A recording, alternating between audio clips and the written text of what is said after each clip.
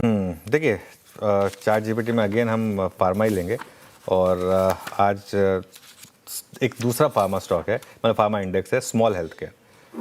मतलब mid and small health care. Large cap की तो खैर कई बार बात हो गई, आज mid and small health care की बात कर रहे हैं। यहाँ रिलेटिव स्ट्रेंथ पर और मल्टीपल टाइम फ्रेम पर काफ़ी स्ट्रॉन्ग इंडेक्स है। ये वीकली रेशियो चार्ट पर काफ़ी आउट परफॉर्मेंस है इसकी। इसमें अगर आप देखें तो 1.5 साल के ट्रेंड लाइन रेजिस्टेंस से इसकी आउट परफॉर्मेंस है और यहाँ पर इसमें कुल मिलाकर 30 स्टॉक्स शामिल किए गए हैं। इसमें मैं सबसे पहले ले रहा हूँ एक कैश का स्टॉक, वो है ग्लेक्सो, जीएसके फार्मा। इसको सबसे पहले ले रहे हैं हम। जीएसके फार्मा अगर आप देखें तो रिलेटिव स्ट्रेंथ पर सबसे मजबूत स्टॉक है।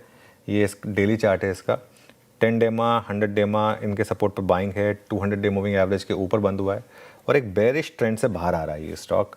8 महीने के बाद 200 डे मूविंग एवरेज के ऊपर बंद हुआ है। ध्यान रहे लेकिन एक कैश का स्टॉक है तो इसमें आप हेजिंग नहीं कर पाएंगे इस वजह से, और डिलीवरी वॉल्यूम भी यहाँ पर ज़बरदस्त थे। तो ये पहला स्टॉक हो गया। दूसरा है मैनकाइंड फार्मा। मैनकाइंड फार्मा में एक चैनल का ब्रेकआउट है, लगातार तेज़ी का मोमेंटम है यहाँ पर। 4 हफ्ते से यहाँ पर खरीदारी चल रही है और एक 1.5 साल के चैनल का ब्रेकआउट यहाँ पर आपको देखने को मिलेगा। 1 महीने की ऊंचाई पर भाव है यहाँ पर, और अगर आप देखें तो डिलीवरी वॉल्यूम भी ज़बरदस्त हैं, शॉर्ट कवरिंग भी हुई है काफ़ी और 95% के करीब रोल ओवर हुआ है। तो ये दूसरा हो गया। और फाइनली इस पे से थोड़ा हटकर बजाज फाइनेंस, और बजाज फाइनेंस में एक ज़बरदस्त मोमेंटम है इस समय तेज़ी का। 4 हफ्ते से हायर हाइज हायर लोज बन रहे हैं।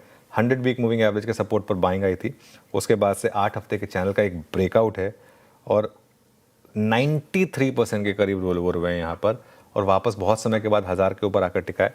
तो ये आपका 3 स्टॉक्स हो गए। स्टैंडर्ड डिस्क्लेमर, बाय या सेल करने तो अपने फाइनेंशियल एडवाइजर की राय ले। चैट जीपीटी 2 में एक गोल्ड स्टॉक है, गोल्ड ज्वेलरी स्टॉक, एक एएमसी स्टॉक है और एक कंज्यूमर स्टॉक है जो थोड़ा वीक है।